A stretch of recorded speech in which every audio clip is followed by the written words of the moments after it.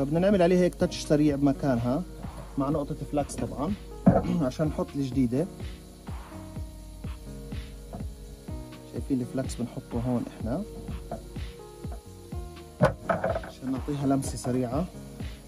طبعا عشان هذا الفيش ما يتضرر معنا خلينا نسكره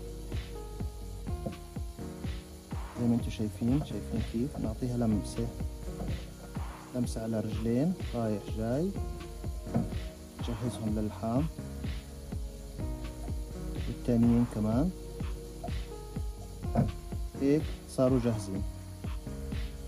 خلينا نتأكد بس كمان مرة نقطة فلاكس عشان ايش تكون الرجلين مطلية وجاهزة.